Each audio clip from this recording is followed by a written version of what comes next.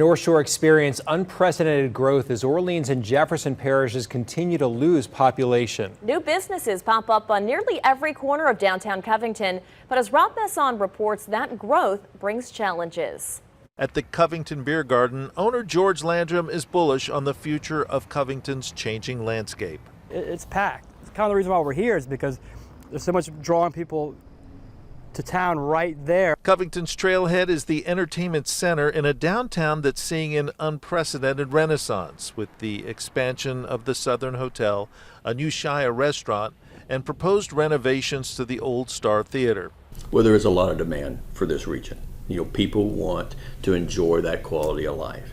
They don't want to be fearful when it comes to crime and public safety. While World Population Review shows Orleans Parish lost 5% of its residents in the last 3 years, St. Tammany's population grew by 3% in 2020, with Tangipahoa's growth rate about the same. You can't turn off the spigot, you can't blow up the twin spans, and you can't raise the causeway. And with major new projects like the Gulf South Commerce Park proposed north of I-12 near Mandeville, St. Tammany officials expect billions of dollars worth of investment and possibly 5,000 jobs over the next 10 years.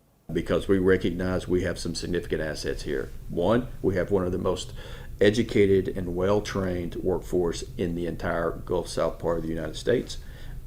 We also have infrastructure to support this, and now we've got land. St. Tammany has plenty of room to grow, but few want to see major changes to a lifestyle they've grown accustomed to.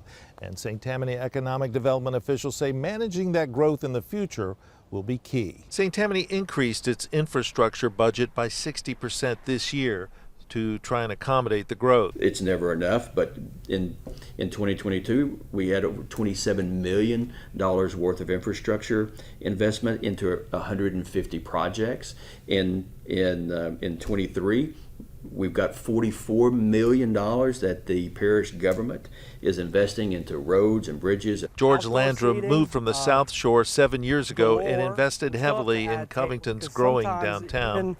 Even with this amount of tables that you see here, it's still not enough as we just get flooded with people. And he and others hope that as that growth continues, it's managed properly.